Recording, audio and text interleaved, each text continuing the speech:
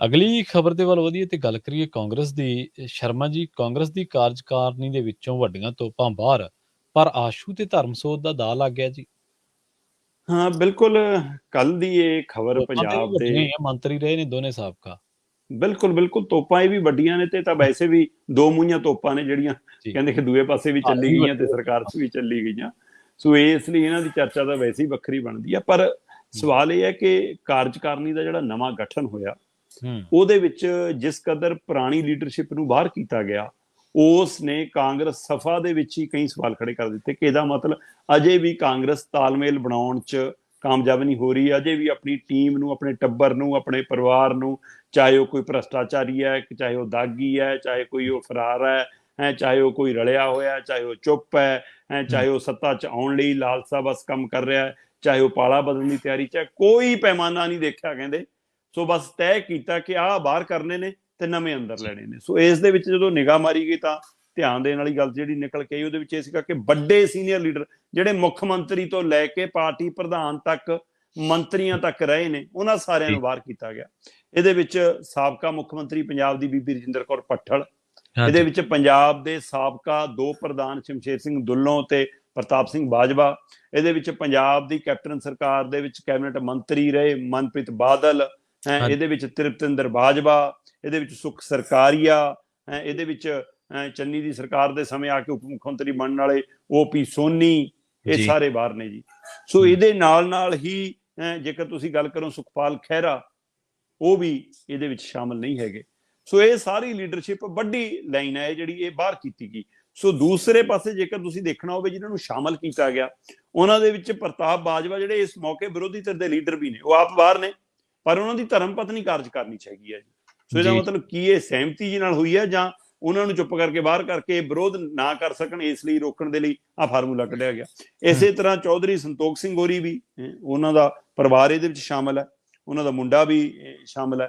ਸੋ ਇੱਧਰ ਭਾਰਤ ਭੂਸ਼ਣ ਆਸ਼ੂ ਦੀ ਧਰਮ ਪਤਨੀ ਵੀ ਸ਼ਾਮਲ ਹੈ। ਜਿਹੜਾ ਤੁਸੀਂ ਕਹਿ ਰਹੇ ਸੀ ਕਿ ਭਾਰਤ ਭੂਸ਼ਣ ਆਸ਼ੂ ਉਹਨਾਂ ਨੂੰ ਦਾਅ ਲੱਗਿਆ, ਇਹ ਦਾਅ ਹੈ ਕਿ ਅਜੇ ਉਹਨਾਂ ਦੇ ਖਿਲਾਫ ਜਾਂਚ ਚੱਲ ਰਹੀ ਹੈ ਜੀ, ਸਾਰਾ ਕੁਛ ਹੈ ਜੀ, ਇਸ ਲਈ ਉਹਨਾਂ ਨੂੰ ਨਹੀਂ ਲਿਆ ਗਿਆ, ਉਹ ਗ੍ਰਿਫਤਾਰ ਨੇ ਜੀ। ਤੇ ਇੱਧਰ ਆਪਾਂ ਐਂ ਕਰੋ, ਆਪਾਂ ਭਾਰਤ ਭੂਸ਼ਣ ਆਸ਼ੂ ਦੀ ਪਤਨੀ ਲੈ ਲਓ। ਪਰ ਅਜਿਹਾ ਮਾਮਲਾ ਫਿਰ ਸਾਧੂ ਸਿੰਘ ਧਰਮਸੋਤ ਤੇ ਵੀ ਚੱਲਦਾ। ਸਾਧੂ ਸਿੰਘ ਧਰਮਸੋਤ ਜ਼ਮਾਨਤ ਤੇ ਨੇ। ਸੋ ਅਜੇ ਤੱਕ ਜੇਕਰ ਉਹ ਦੋਸ਼ੀ ਕਰਾਰ ਨਹੀਂ ਦਿੱਤੇ ਗਏ ਤਾਂ ਉਹ ਬੇਦਾਗ ਵੀ ਕਰਾਰ ਨਹੀਂ ਦਿੱਤੇ ਗਏ। ਸੋ ਫਿਰ ਉਹਨਾਂ ਨੂੰ ਕਿਉਂ ਲਿਆ ਗਿਆ? ਸੋ ਸਾਧੂ ਸਿੰਘ ਧਰਮਸੋਤ ਵੀ ਇਸ ਸੂਚੀ 'ਚ ਹੈਗੇ ਨੇ ਜਨਾਬ, ਉਹਨਾਂ ਨੂੰ ਵੀ ਮੌਕਾ ਮਿਲਿਆ। ਸੋ ਇਸ ਲਈ ਇਹ ਚਰਨਜੀਤ ਚੰਨੀ ਹੋਰੀ ਡੈਲੀਗੇਟ ਮੈਂਬਰਾਂ 'ਚ ਤਾਂ ਲੈ ਲਏ, ਪਰ ਉਹ ਕਾਰਜਕਾਰਨੀ 'ਚ ਨਹੀਂ ਲਏ।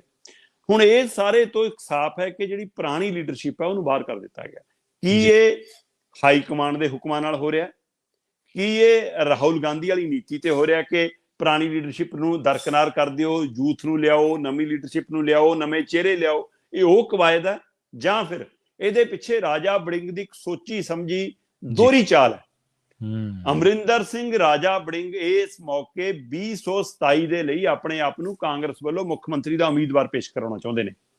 ਉਹ ਚਾਹੁੰਦੇ ਨੇ ਕਿ ਪੰਜਾਬ ਦੇ ਵਿੱਚ ਕਾਂਗਰਸ ਦਾ ਚਿਹਰਾ ਜੇਕਰ ਹੋਵੇ ਤਾਂ ਮੈਂ ਹੀ ਹੋਵਾਂ ਜੀ। ਸੋ ਇਸ ਨੂੰ ਲੈ ਕੇ ਉਹਨਾਂ ਦੀ ਇਹ ਕਵਾਇਦ ਕੀ ਇੱਥੇ ਕੰਮ ਕਰ ਗਈ? ਕੀ ਉਹਨਾਂ ਨੇ ਇਹ ਦਾਅ ਇੱਥੇ ਚੱਲਿਆ? ਮੈਂ ਤਾਂ ਹੀ ਕਿ ਦੋਹਰਾ ਦਾਅ, ਦੂਸਰਾ ਦਾਅ ਜਿਹੜਾ ਇਹ 'ਚ ਲੱਗਦਾ ਹੈ ਉਹ ਇਹ ਹੈ ਕਿ ਰਾਜਾ ਵੜਿੰਗ ਜੇਕਰ ਕਾਰਜਕਾਰਨੀ 'ਚ ਇਹਨਾਂ ਸਾਰੇ ਲੀਡਰਾਂ ਨੂੰ ਰੱਖਦੇ ਨੇ, ਬੀਬੀ ਭੱਠਲ ਨੂੰ, ਪ੍ਰਤਾਪ ਬਾਜਵੇ ਨੂੰ, ਤ੍ਰਿਪਿੰਦਰ ਬਾਜਵੇ ਨੂੰ, ਸੁਖ ਸਰਕਾਰੀਏ ਨੂੰ, OP ਸੋਨੀ ਨੂੰ, ਆਹ ਸਾਰੀ ਲੀਡਰਸ਼ਿਪ, ਦੁੱਲੋਂ ਨੂੰ, ਭੱਠਲ ਨੂੰ, ਤਾਂ ਮੈਨੂੰ ਲੱਗਦਾ ਕਿ ਉਹਨਾਂ ਲਈ ਇਹ ਦਿੱਕਤ ਹੈ ਕਿ ਜੇਕਰ ਉਹ ਮਾੜੇ ਜਿਹੇ ਵੀ ਲੇਟ ਆਏ ਤੇ ਕੋਈ ਕੁਰਸੀ ਖਾਲੀ ਨਾ ਹੋਵੇ ਤਾਂ ਰਾਜਾ ਵੜਿੰਗ ਨੂੰ ਉੱਠ ਕੇ ਕਹਿਣਾ ਪੈਣਾ ਮੇਰੀ ਕੁਰਸੀ ਤੇ ਆ ਜਾਓ ਜੀ।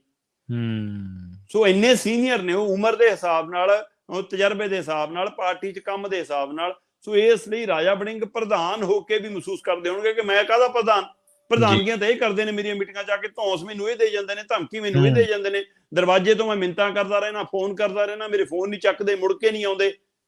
ਸੋ ਇਸ ਲਈ ਰਾਜਾ ਵੜਿੰਗ ਆਪਣੀ ਪ੍ਰਧਾਨਗੀ ਕਾਇਮ ਰੱਖਣ ਦੇ ਲਈ ਕਿ ਉਸ ਬੈਠਕ 'ਚ ਮੈਂ ਹੀ ਬੋਲਾਂ, ਜੈਸਰ ਹੀ ਸੁਣਾ, ਮੈਨੂੰ ਸਵਾਲ ਨਾ ਆਉਣ, ਕਿ ਉਹਨੇ ਅਜਿਹੀ ਧਿਰ ਤਿਆਰ ਕੀਤੀ ਹੈ ਕਿ ਜਿਹੜੀ ਚੁੱਪ ਕਰਕੇ ਬੈਠ ਸਕੇ। ਕੀ ਇਹ ਉਹ ਕਾਰਜਕਾਰਨੀ ਬਣਾਈ ਗਈ ਹੈ ਜਾਂ ਉਹ ਅਗਲਾ ਆਪਣਾ ਖੇਤ ਤਿਆਰ ਕਰ ਰਹੇ ਨੇ ਕਿ ਜਿਹੜੀ ਫਸਲ ਮੈਂ ਜਾ ਕੇ 27 'ਚ ਵੱਢਾਂ, ਵੋਟਾਂ ਵਾਲੀ ਵੱਢ ਹੋਵੇ ਜਾਂ ਨਾ ਵੱਢ ਹੋਵੇ, ਪਰ ਉਮੀਦਵਾਰੀ ਵਾਲੀ ਤਾਂ ਵੱਢ ਹੋ ਜਾਵੇ, ਮੈਂ ਉਮੀਦਵਾਰ ਤਾਂ ਲਾਉਂਦੇ ਆ ਜਾਵਾਂ? ਕੀ ਉਹਦੀ ਕਵਾਇਦ ਆ? ਪਰ ਕਾਂਗਰਸ ਦੇ ਅੰਦਰਲੇ ਵੀ ਤੇ ਮੀਡੀਆ ਸਾਥੀ ਵੀ, ਜਿਵੇਂ ਆਪਾਂ ਵੀ, ਤੁਸੀਂ ਵੀ ਇਹ ਗੱਲ ਚਰਚਾ ਕਰ ਰਹੀ ਸੀ ਕਿ ਅਜੇ ਕਾਂਗਰਸ ਨੂੰ ਸਿੱਧੂ ਨੂੰ ਉਡੀਕ ਲੈਣਾ ਚਾਹੀਦਾ, ਪਤਾ ਤਾਂ ਉਦੋਂ ਲੱਗਣਾ ਜਦੋਂ ਨਵਜੋਤ ਸਿੱਧੂ ਬਾਹਰ ਆਊਗਾ। ਤੋ ਇਸ ਲਈ ਨਵਜੋਤ ਸਿੱਧੂ ਕਿਹੜੇ ਰੰਗ ਚ ਆਉਣਗੇ, ਉਹ ਕਿਸ ਭੂਮਿਕਾ ਚ ਆਉਣਗੇ, ਅਜੇ ਉਹਦਾ ਕਿਸੇ ਨੂੰ ਅੰਦਾਜ਼ਾ ਨਹੀਂਗਾ, ਨਾ ਜਿਹੜੇ ਕਾਰਜਕਾਰਨੀ ਤੋਂ ਬਾਹਰ ਹੋਏ ਨੇ, ਨਾ ਉਹ ਜਿਹੜੇ ਕਾਰਜਕਾਰਨੀ ਸ਼ਾਮਲ ਨੇ।